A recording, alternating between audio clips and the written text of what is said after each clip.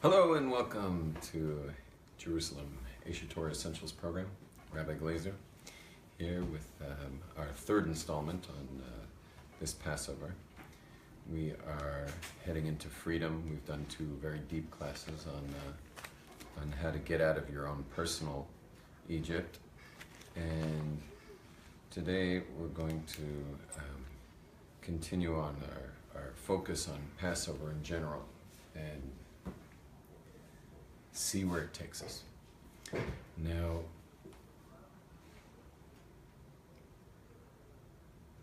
there's a theme in life where you get clarity and then you have to work your way back to clarity.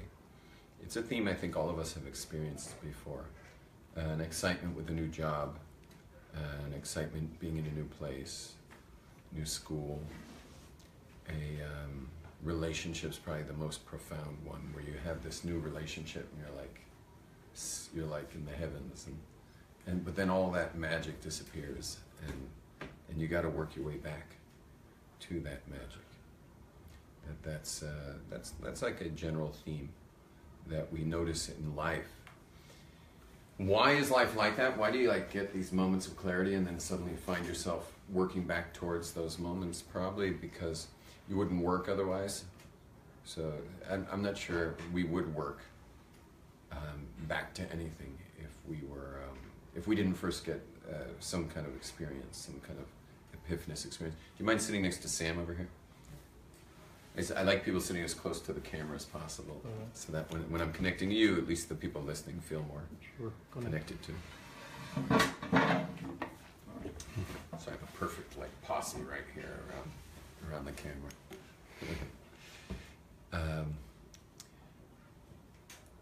And also feel free at any point to ask questions, and that includes online. So if you guys see questions online, as people are waking up, it's really early. I think it's 7 a.m. in the East Coast, so I wouldn't expect anyone to be watching this. But in case you see a question pop up, let me know. And the last is just if anyone wants to boost this will go out to thousands of more people based on Facebook's way of making money. It'll go to thousands more people. If anyone would like to boost it, it's 75 shekels a boost. And you can get the merit yourself, or you can give it the merit to someone who needs a healing or some kind of other salvation. But having thousands of people here in Torah class is a nice little merit you can have, especially when people are so busy these days. People might cut out to watch this class. The last class I boosted hit, I think, close to 3,000 people. So, thanks, Facebook, by the way, for withholding all of our posts and not letting them hit our friends until we pay money. Please stop doing that. Okay.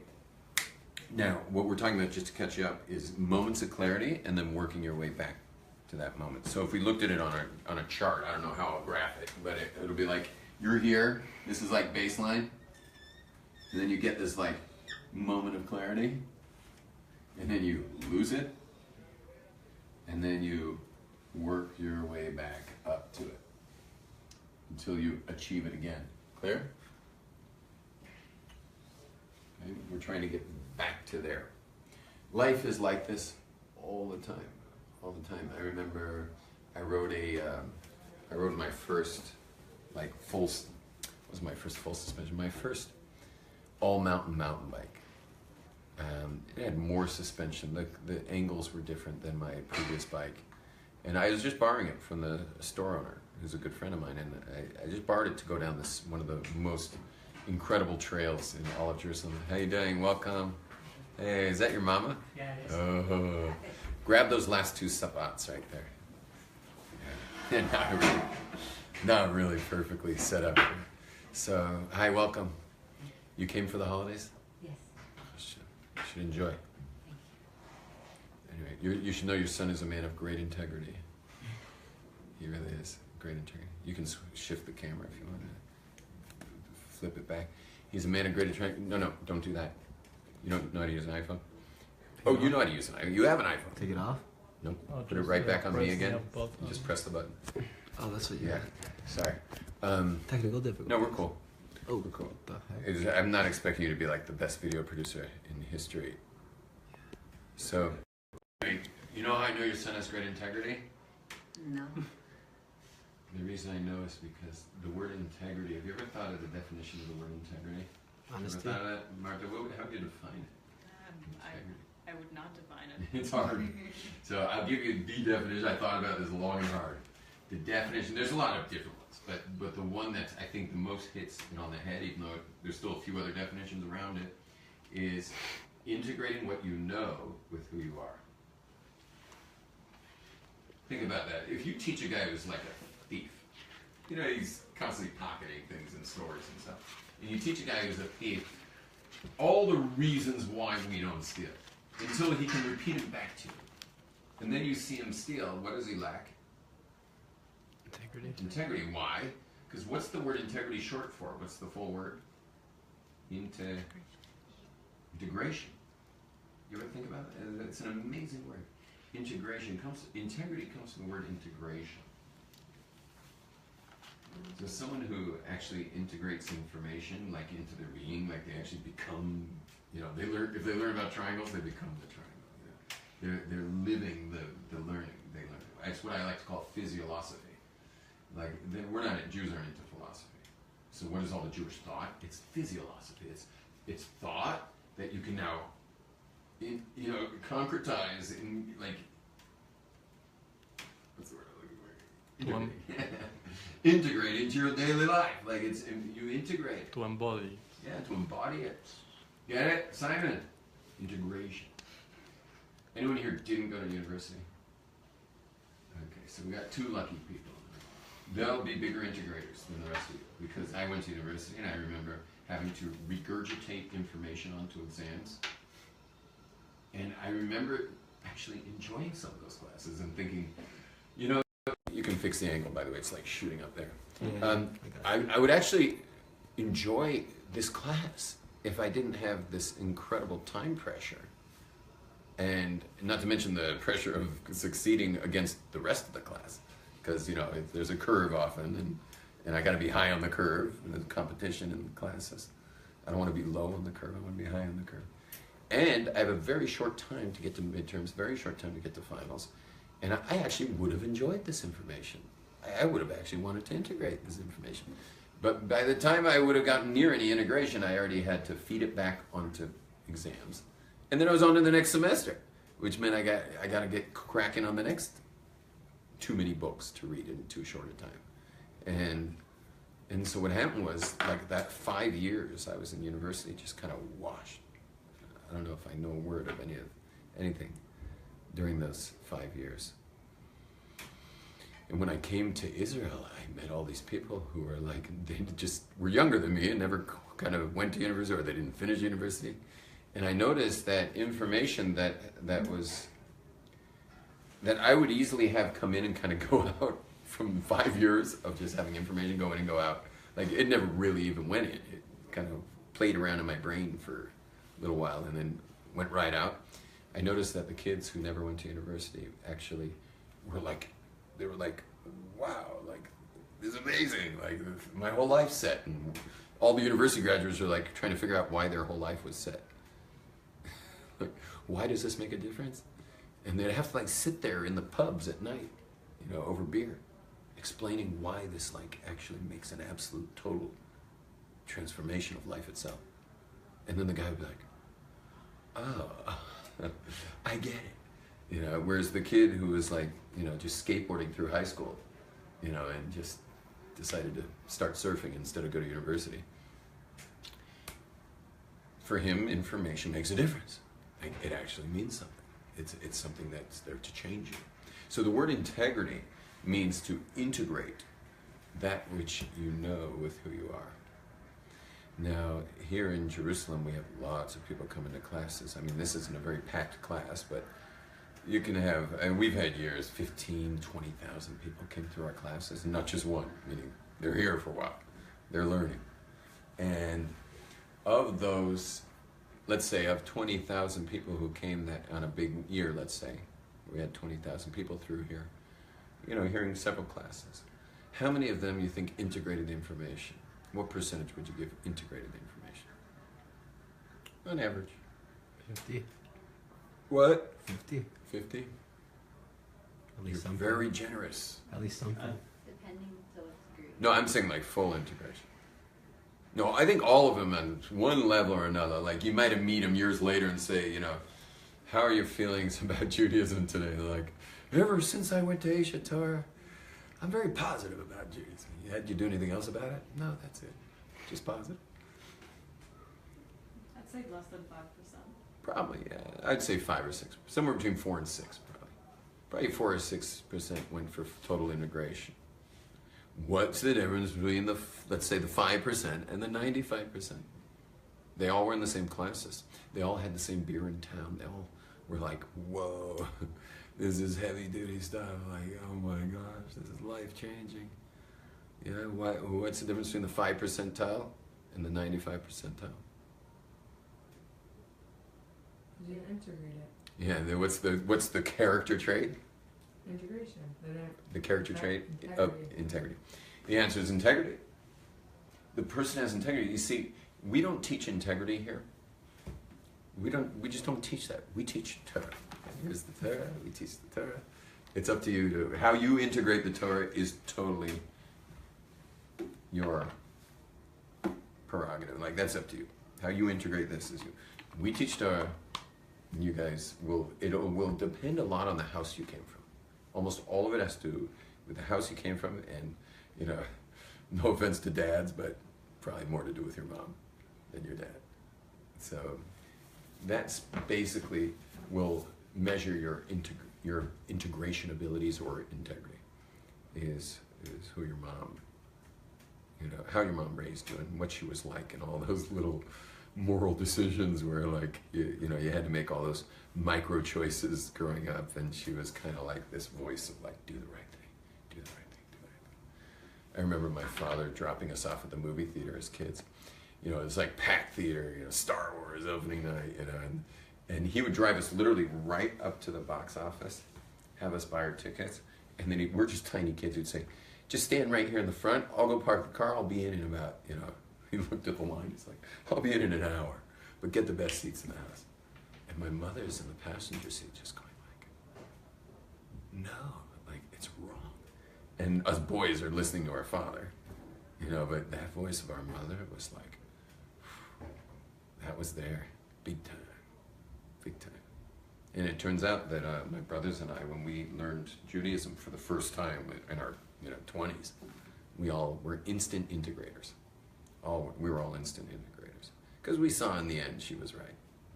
Do the right things, create good energy in your life.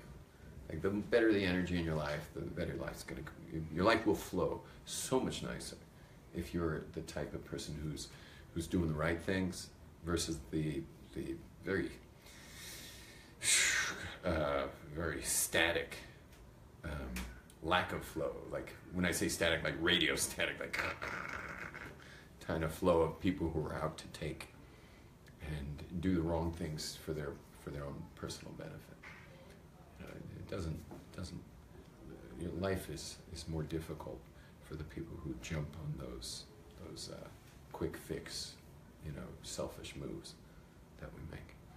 Anyway, so our homes are where integrity is founded, and by the way, there are people from homes that lack integrity who come here to fix all that, and they also do pretty good. But they know, like, I'm here to fix. Yes, I'm interested in Judaism. Yes, I want to transform from all the information. Yes, I want to live a Jewish life. They want that.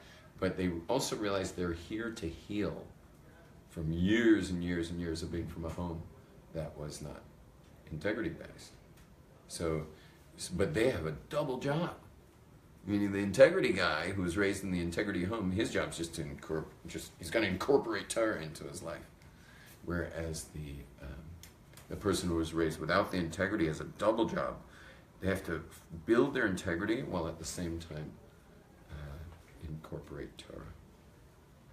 Two very big tasks, but one's much harder because it usually has to come from the home, from one's upbringing. But one parent's enough, by the way. Father or the mother's all you need. Yeah. I'm the proof of that. Because my father, even when I was becoming observant, my father made a war against me becoming observant. I mean, war. He declared war. You know, because what does it mean to be an observant Jew? It's someone who does the right things on steroids. That's all. Because I think everyone in this room and everyone you'll ever meet is doing the right things. We're all doing the right things. And you want to know something? Even people doing evil, if you interview them, you'll find out that they actually think it's the way to go. Hitler thought he was like helping the world, like ridding the world of this conscience, ethical monotheism that we've like destroyed humanity with, because now no one can do anything wrong without guilt. So he wanted to like rid the world of that guilt. That's what he writes about in great detail in Mein Kampf, is why he did it. Did you guys know that's why he did it? Did you know that? Well, you don't read Mein Kampf very often? So, yeah. It's not on my preferred reading list. Your preferred reading list. Anyway, but he develops very much why he did it. It was before he did it. He develops, he says, like we have damaged human beings' ability to enjoy without dealing with the conscience. What's conscience? Conscience is that little voice, like the beeper in your bumper when you're about to hit a bumper. It's like, don't do it, don't do it, don't do it, don't do it, don't do it, don't do it, don't do it, don't do it, don't do it. That's that little voice. And then, if you live in our society where, every marketing ad is basically saying just do it. If it feels good, do it. So it's like, do it, do it, do it, don't do it, don't do it. So that conscience it's a bummer. It takes away some of the enjoyment of doing things. And then of course, if you follow today's culture and you just do it, then what do you get, having just done it? What do you get filled with? It can lead to hate, but it's guilt. It's called guilt. Then you have guilt. So Hitler came actually to rid the world of this. He knew exactly where all this is coming from. It's coming from the existence of Jews. Because we are the people that basically, we're the only people in the history of the world that had a rendezvous with God. A lot of people claim prophecy. I don't believe they had prophecy, but a national prophecy, no one claimed.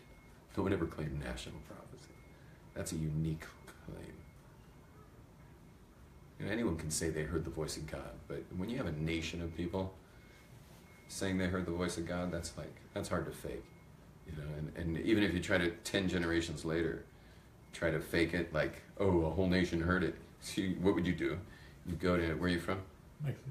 Mexico. So you go to like Uncle Miguel and Esmeralda, and you'd say like, did you ever hear of this thing that 10 generations ago our family was at Mount Sinai for a prophecy?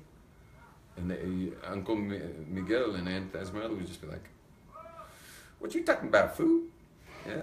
Oh, sorry, wrong country. But they would be like, I don't know what you're talking about. Food is it's a common theme in Mexico. Food. They use the word food. The actual word food. Like Mexican cuisine is internationally known. Really? Food? I'm a big lover of Mexico. I've been in touch with Mexico actually the last 2 days, like 30 times. Because one of my dearest students in Mexico City, Chava Dania? You know Chava? Yes. You do? From Argentina? No. You know another Chava Dania? Yes. He's part of the... Chava Daniel? Chava Dania, the builders, the Daniel family, the builders. Uh-huh. You don't know the builders? You must be Ashkenazi. Yes. Yes. Yeah. They're Syrians. Half those buildings you see in Mexico are Daniel buildings. So Chava and I have been in touch a lot. And I teach in Mexico a couple times a year. In Ash? What? In No, Ash? no, that's Ashkenaz. I go to the Syrians. It's much more fun over there. Just kidding. No, I love the Ashkenaz. I'm also Ashkenaz. Okay, now, did we discuss integrity enough? So you should be proud of your son. And your son should be proud of you. And thank you. And when I became observant, my mom was like, it's a no-brainer. Keep going. She was just like, go. And now it's 25 years later, and they already have great grandchildren from me, while some of their friends are still waiting for grandkids. They have great grandkids. most of their friends are waiting for grandkids. And even the ones waiting for grandkids are waiting for Gentile grandkids. They're not waiting for Jewish grandkids, meaning they've given up on Jewish grandkids. They're just waiting for some Gentile grandkids. And and my parents are holding by Hasidic great-grandchildren. Not to mention a plethora of grandkids, because my brothers also embraced the path. So it's like, so they're just like raking it in now. My mom's raking it in. And you want to know, my father sent me an email. He's so cute. He sent me an email saying, "You ruined the last 25 years of my life. However, you gave me 8 beautiful grandchildren and 2 great-grandchildren. So I guess it's okay." That was like quote unquote, from my old man. "You ruined the last 25 years of my life, but you gave me 8 kids. Oh, sorry, I missed it. You gave me 8 grandkids and 2 great-grandkids, whom I love. So I guess it's okay." That was the end. Dad. Yeah, Dad. That was one of the deepest emails I ever got from my father. Was that one? He should forgive me for moving to Israel, by the way, because that's pretty heavy words. You ruined the last 25 years of my life. Now, when I rode that guy's mountain bike, yeah, I got on a mountain bike. Any mountain bikers in the room? Anyway, I rode my first free ride mountain bike down one of the best trails in Israel, which is only a 15-minute drive from here. It's one of the best trails in the world. It's called the Sugar Trail. When I hit the bottom of that trail, I was laughing. And I fell off the bike laughing. Just laughing. But guess what I was about to purchase? Remember, it was a borrowed bike? I was about to purchase and work towards my way towards getting this, get my own monster bike. I had a good bike, but I didn't have a monster bike. I needed a monster bike once I tasted that. I remember getting married. What a high. Getting married, my chuppah, sheva brachas, it was amazing. But then once all the family went back to America, and I was just kind of my wife and I just woke up one day and looked at each other like, now what? And I was learning in Kollel, and everything was great, but it was like years and years and years of work together to get anywhere, this sense of what we experienced there. So this is basically the graph of life. You have freebies. They give you a vision to work towards. Clear? Now, this also is a graph of getting high. There's a lot of people who are hooked on highs. Athletes, musicians, money people. They're hooked on highs. But what happens is you get the high and then you're back down to where you were. This is also just the chart of getting high. This is the chart of being high. Being high is actually built on real stuff. This comes and goes. Is this a stable point up here? Not at all. Is this a stable point up here? Yeah. Getting high, you get high, then you get down. Yeah. Get high, get low. Being high is something that can never be taken away from you. That comes from the real work, real trench work of life. Give you an example. Let's say, Simon, you decided to become a Torah scholar to some extent. If 100% would mean your whole life of learning, but you could get up to some level of scholarship in 3 years, let's say. What you would develop over those 3 years, if I imagine you have some property. How old are you? 20. No, you're too young. I think this guy. He's 32. Okay, I imagine you have some property and stuff, you've got things you've developed. I'm sure he has too, but 32, you've got another 12 years on him. Are all of those things that could be taken away from you? Yeah. If everything went wrong, yeah. Sure. Now let's say you learned for 3 years. Yeah? Can it ever be taken away? No. It can never, ever, ever be taken away. You got the one thing that you can never lose. And you're single. I'm single. But even if he was married with kids in a home and he's paid the mortgage, and he has every kind of insurance on that thing, is there still a way he could lose it all? God forbid. God forbid. Yes. For sure. So there's definitely a way he could lose it all. but you could be learning here 3 years, develop all kinds of stuff, or you want to go to Machon Yaakov? Machon Shlomo. So you could be learning there, take a year, even more, 2 years, 3. And we could literally like dunk you in the Nevada desert, naked, at 30 miles per hour. And it's like, you know, where it's going to take you like, you know, we leave you a bottle of water. You know, but you're not getting to civilization for days, you know, if you make it. Have you lost anything of what you developed? No. You lose nothing. When it comes to wisdom, it comes to the eternal wisdom of Torah, it's amazing. It's forever. It's forever. It's the only thing you got that you can't lose. It's the only thing you got that you can't lose. Things come and go. Life, things come and go. In family today, divorce is rampant. Like, do we know, like, that we're going to beat the statistic of the divorce rate? Are we going to beat that? Now, if you're really into Judaism and really connected to your community and make a good decision on your marriage, so the truth is you have, the stats are on your side.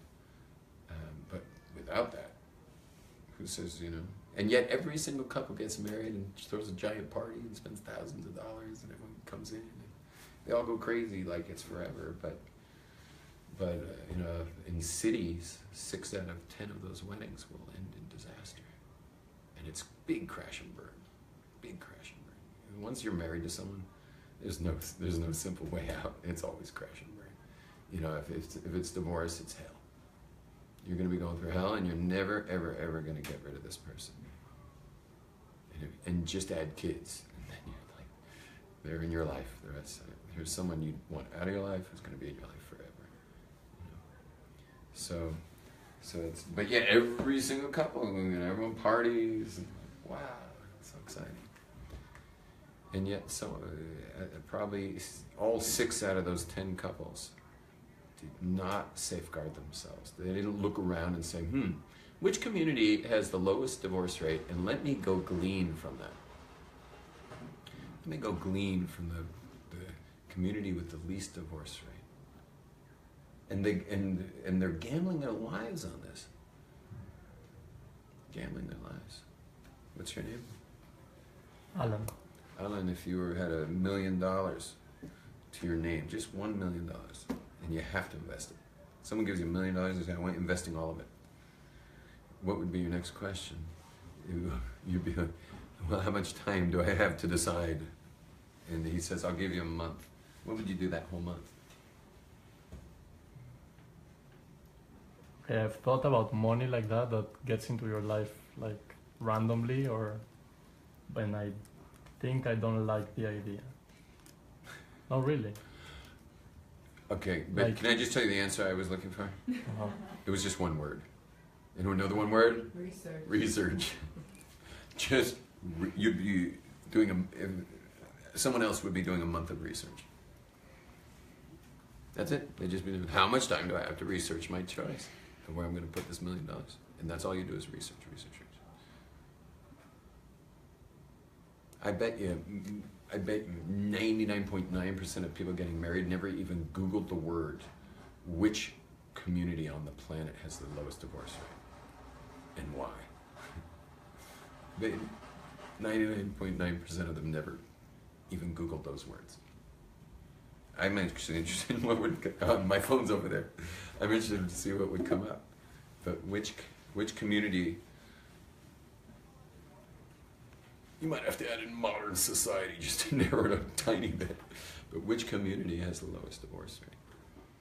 You know, you doing it? I'm doing it right now. And why? Oh, she's got it. Yeah. You probably won't get a quick answer, but the NY part would have to probably be a separate Google. It would be, why does that community have the lowest divorce rate? I see some in divorce statistics by religion. That's interesting. Well, that might be interesting. Mormons. Mormons have the lowest divorce rate? Yeah, less than 6%, and 6% for men,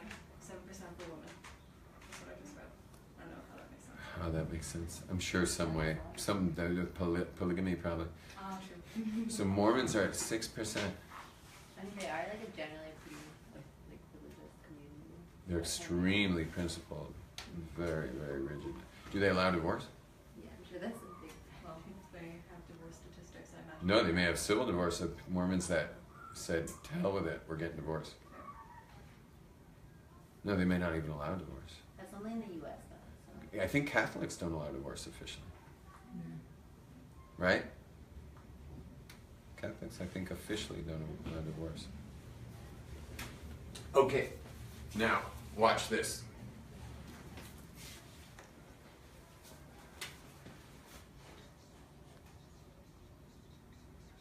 Pesach.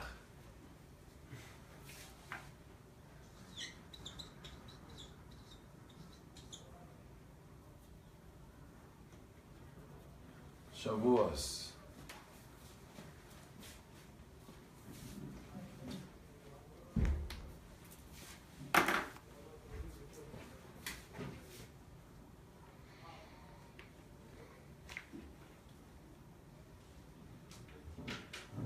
Fix that baseline real quick.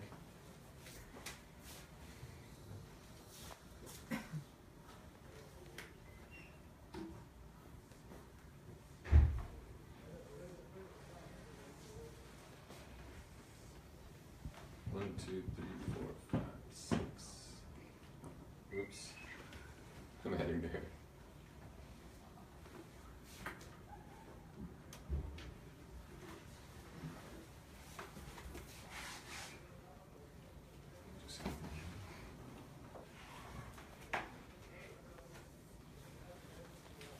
We are entering into Pesach. I know everybody's focus is Pesach right now. And Pesach is a freebie experience of freedom. Freebie experience of freedom. We'll have to define what freedom means. But comes Monday night, we're just going to right into the Pesach Seder and popping into a realm called Pesach or Passover or freedom. The very next day, literally, that's Monday night. Someone said something funny? No, it's good. I zoomed in a little bit so the board is more clear. Oh, thank you. The next day is the first day of the count of the Omer, where we are going to count 49 days, which breaks into 7 weeks. Right here, week 1, week 2, week 3, week 4, week 5, week 6, week 7. We're going to have a 7-week count. I could draw more lines, those will be the days, but I'm not going to put 49 days here. But 7 days, 7 days, 7 days, 7 days, 7 days, 7 count of 7. 49. Which equals 49. We're going to be climbing up, back up to Pesach, which is ultimately the same as Shavuos. But the difference between the freedom of Pesach and the freedom of Shavuos is that Shavuos is a freedom that you've earned. It's a freedom that you developed, a freedom that you earned. It's a freedom you built to last. Pesach, everyone's going to be at Pesach Monday night. We're all going to be there singing Avadim Chayinu. We're all going to be, singing Manishtana and Dai Dai. We're all going to be there just celebrating. How many of us will feel this? How many of us are going to feel this like total lift off into freedom? So that depends how in tune you are. Meaning those of us that are more in tune will feel it more. Those are less in tune will feel it less. But it'll be, however much you get, you get. I do suggest you close your eyes during the Pesach Seder and just experience it fully. Like, I don't know what's going to be going on at your Pesach Seder this year, but I suggest you get meditative during it and just close your eyes and allow yourself to drift into like real freedom, which I'll talk about in a minute, but to drift into the space that I'll discuss. Then, after Pesach comes out, which will be, when is Pesach? Sunday night? No, it's Monday night. Monday night, right? Yeah. Yeah, it's Monday night. And then Tuesday night begins the counting of the Omer. We'll be making a blessing and counting each day, right? Who sanctified us with the commandments and commanded us to count the Omer, which is called the 49-day count. And we'll count day 1, day 2, day 3, day 4, day 4, all the way up to 49 days. And then we will hit the 50th. Level 50 is Shavuos, that's the 50th day. Meaning it's 49 complete days. And then we hit the 50th day, which is the holiday of Shavuos. What is the definition of freedom? What is it we're going for? If you were to close your eyes Passover night, what are you going for? What are you meditating on here? What is the definition of freedom in Judaism? What is it we want to get? Yeah, you got one, Sam? Yeah, I think freedom in Judaism isn't like just doing whatever you want, whenever you want. I think it's more like the ability to serve God. Like you have the freedom to do the right thing and serve God, and you have something to do, as opposed to just like whatever, I'll just do what I feel like doing. Like it's more of like a directional thing. Okay, like having the directions to do it, of what to do with your life. Okay. I think a lot of people wouldn't find having directions of what to do with your life freedom, but it could be the Jewish definition is to having direction of what you're to do with your life.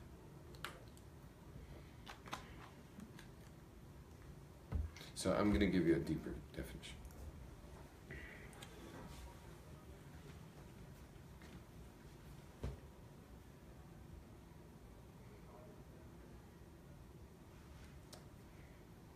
Everything that exists around you, even right now, like this classroom around you, the tables, the chairs, the people, the fabric, your clothing, everything that exists around you doesn't really exist. It is being created, sustained by this creator from absolute nothingness into existence. Everything is perpetually coming into existence. It exists, but it only exists because it's being existed. Meaning someone's existing, some being is existing it, causing our existence to exist. And where is that coming from? It's coming from the being. The being that's causing existence is where it comes from. It's the actual root and source of existence. See, our brains can't help but fall into a linear thought of creation, of existence and God. So what do? We automatically put the existence as going to the past, that God caused existence to exist in the past, and now existence exists. So we'll call him the sustainer. He sustains existence, maybe. Like that's what we'll give him. He sustains existence. But when you get deeper into it, you look into it a little more logically, like really press your intellect into it, what you'll realize is that the actual existence is coming into existence via this creator. The creator is creating it perpetually from non-existence to existence. How are we doing with that? Marta, you hanging in there? Yeah. The creation's coming into existence from absolute nothingness. Simon, creation comes into existence from nothingness, perpetually, at all times. Right now, all of creation's happening. Not just at the beginning, when God said, in the beginning, God said, let there be light. Not that. The reason there's light here is because God's saying that. And that's why it exists. If God stopped saying for 1 second, 1 split second, God stopped saying the words, let there be vegetation upon the earth. Just for 1 split second, you know what would happen right now? First of all, what would happen to your stuff on the table? This is major vegetation. That would all fall through the floor. You'd be on the floor too, because you're sitting on wood chairs. Anyone wearing cotton would be naked right now. I'd be saved by my wool. This is let there be animals upon the earth. This is wool. Yeah, this class would get real interesting. I'd be mostly clothed. I'd lose all my undergarments, and this is also 100% vegetable. It's cotton. So I would lose everything I'm wearing except for my vest, my pants. I'm wearing smart wool socks and leather shoes. So Just prepared for that day, aren't you? I'm all set up for this. Like if God just got tired one day of saying, "Let there be vegetation upon the earth," so I'm basically insured, for such an event to happen. We have to get our minds out of the thoughts that this world is what is the absolute and God is the subordinate. Rather, it's God creating the world from nothing into something. That's the absolute. We are the subordinate. We're the created thing. We're this thing. And by the way, as quickly as we're being created, we're being uncreated so that He can create it again. If we're perpetually coming into existence, that means we're perpetually going out of existence for Him to create the next moment. If you think about this logic, how could there be a moment without God making the moment? So therefore, there is no moment that's static. Every moment is only dynamically being created. How can you have a moment? How can any moment create the next moment? What would this moment possibly be able to do to make the next moment? Unless God's projecting this gigantic hologram called the universe from Himself into existence, each moment by moment by moment, brand new. There really is no time. Time is a psychological thing. The whole existence of God's flow of creation into existence is the only reality. What other reality could there be? Is a reality to a minute ago? Meaning when I was, right now it's 3:02. At 3:01, is that reality still here? Does that have any reality? 3:01? Does 3:01 have any reality? Can you imagine how many details are involved in this moment right now? Yet 1 minute ago, just 3:01, it's gone, poof. And where's it coming from?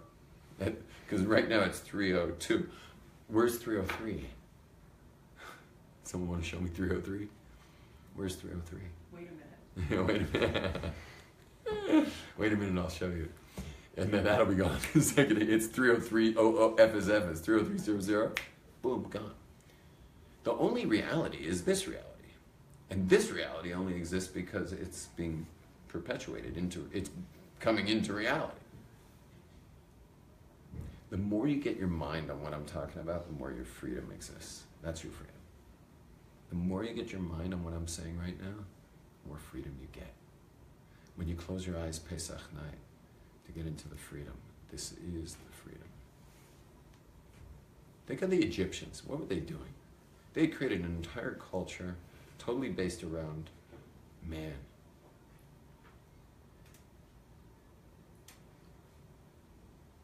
Totally based around man. Serving man's needs, man's wants, man's desires.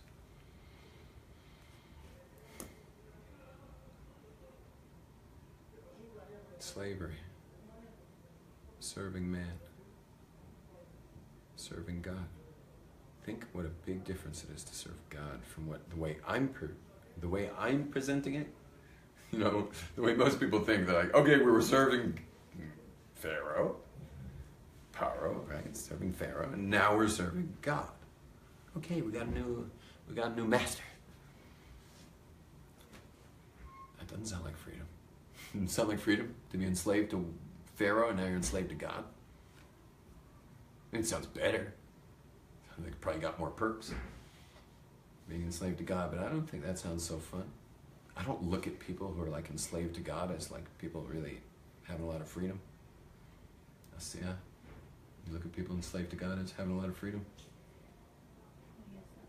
I don't sense their freedom. So where's the freedom? Let's say. Where is the freedom? Freedom is freeing your mind. Freeing your mind from the appearance of this absolute physical world and releasing into the perpetual creation that is flowing from infinite into finite. Like God is literally flowing infinity into the finite at all times. He's causing this to exist now and now and now. which means it's not existing and then existing and not existing and existing and not existing. That's freedom. And that's what's available Pesach night. And then we're going to rebuild and rebuild and build and build and build and build and build and build and build and build and build until we get to Shavuos night. When we get the actual Torah, which is the blueprint of the whole creation. We're going to work our way back until we get the actual blueprint, because God on Mount Sinai on Shavuos night gave us the blueprint. We're going to actually get the whole blueprint. God's going to say, like, you've done a great job. We're going to give you the blueprints. And you get the blueprints of the whole system. You get the actual full blueprint of the whole created world. Which is like freedom on steroids. Because the freedom I'm offering you is a freebie. Meaning once you free your mind, you're there. You can do it even right here. It's just that Pesach night's for everybody. You can have your Pesach right now. But for Passover night, the whole Jewish people get a glimpse of the freedom. The Shavuos night, you get the actual blueprints of the system. You get the actual, like God says, like, I trust you with the blueprints of this place. So I'm going to give you the whole blueprint. So we study a lot of Torah here. And then this night, we spend the entire night up studying the blueprint. You know, everyone does an all-nighter on Shavuos night. It's an all-night study of the blueprint. Because we celebrate the blueprint. Like, how can you sleep? How can you sleep on such a night? The night God gave us the blueprint to this giant hologram that He's causing into existence.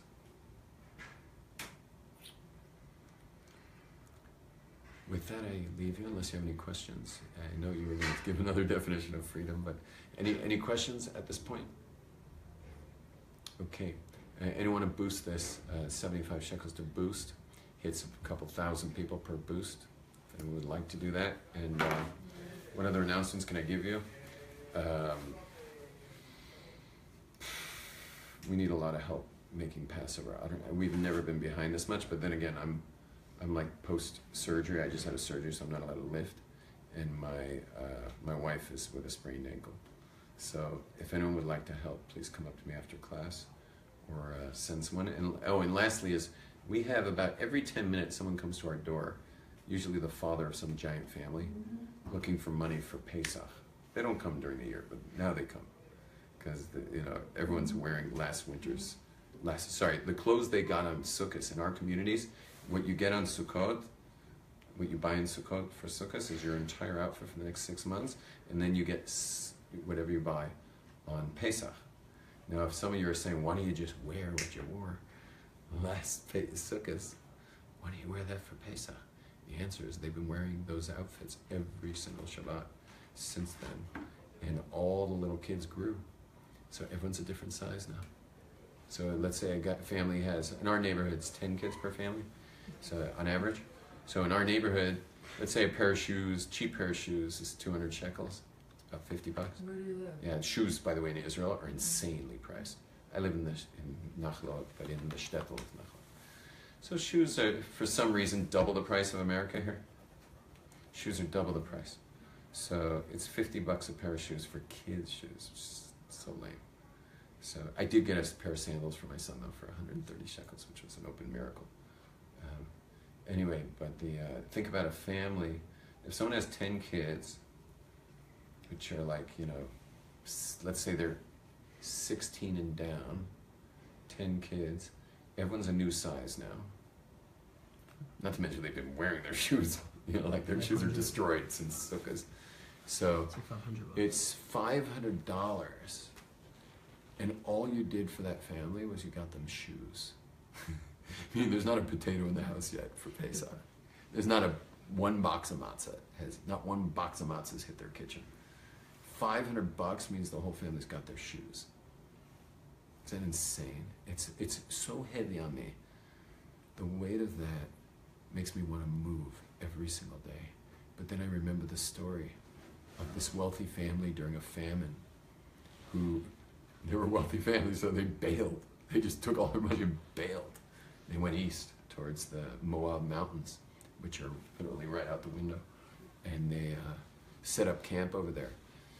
His name was Elimelech. And God thrashed them big time. He got killed. His sons got killed. One of their wives, they married Gentiles. One of the Gentile wives went back to the Moabites, and the other Gentile wife is the famous Ruth the Moabite, who converted to Judaism. And she's the famous Ruth from the book of Ruth, who came back with the wife who had no intention to leave Israel. She just, she's going with her husband. Her husband says, we're saving our wealth, we're getting out of here. He, of course, died like the next year. And anyway, I always remember that story every time. I'm like, how did I win this lottery of having this constant dealing with these people? It's been 2 weeks now at my door. It just never stops. We had a group of them yesterday at my door. One guy called. I said, okay, I got 70 shekels. What's 70 shekels? $20 maybe? $17. I have $17. I have 20. I said, I have 70 shekels for you. Come and give your name, and my daughter will give you 17 shekels, or 70 shekels. Which, what's 70 shekels? It's $19. And how many pairs of shoes is that? No pair of shoes? Bargain. Yeah, it's like a couple carrots. So, anyway, what happened? 7 men came to my door asking for 70 shekels, and that because they saw I wasn't around, and they were like 7 different men came, all heads of big families. It was so embarrassing, so embarrassing. It was like the worst situation, and they got and of course. And they're all speaking Yiddish to each other, thinking they heard my kids' English, so they were just like, there's no way. So they all were speaking amongst each other, like saying, this isn't working. Because the kids were like, what? How can you all 7 of you be the guy? My kids just want to know which was the right guy to give the 70 shekels to. So they're all speaking in Yiddish, saying like, it's not working, whatever, and like, what do we do? And they came up with a whole new plan together. And it's just to get 70 shekels. It's so sad. Heartbreaking. And of course my son busts them, because my son speaks fluent Yiddish. And he busts, like having this little pipsqueak kid, he still has a high voice, busts these 7 fathers of households for their little scheme to like get their piddly 70 shekels. I'm telling you, like it's just insane. And I have a wealthy student in a country I'll leave nameless, in intensive care, holding on by a thread. And I managed to shoot off a message to him saying, listen, you're a wealthy man. Like, what can you do for somebody here in Jerusalem? And when I say wealthy, I don't mean like a little wealthy. And the answer was that I could give them 100 shekels and it'll pay me back. I'll pay me back 100 shekels. Jews are holding an unbelievable amount of money. And I remember one time I was leading a tour in a place called the Skirball Museum in Los Angeles. It's a Judaism museum. So I walked through the door, look at me, I walk in the door of a Judaism museum. All the docents looked at me, they were like, he popped out of one of the exhibits, like, get back in the exhibit. Like, what happened here? And I was bringing a tour of secular people in a very secular community of Los Angeles.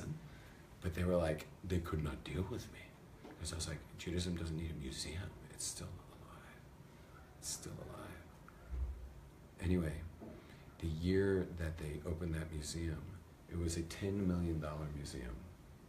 The day they opened the museum, literally the day, the Orthodox community stopped serving hot food to the kids, to the children. No more hot lunch. They couldn't afford hot lunch anymore. But we have a museum of Judaism, $10 million, so like cut the ribbon on the big big Judaism museum, maybe we'll feel a little better about ourselves.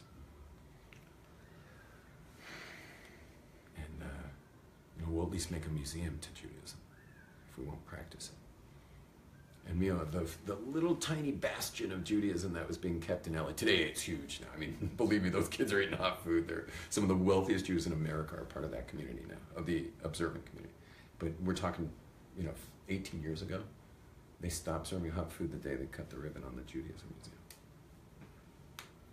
Okay, I'm speaking negatively. I'm going to go back to the positive. May we all be blessed.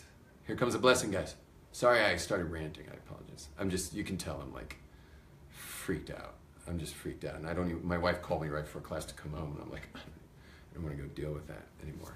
But thank God someone just sent me $360, so I'm going to break that into 50 shekel pieces and start giving it out as quick as I can.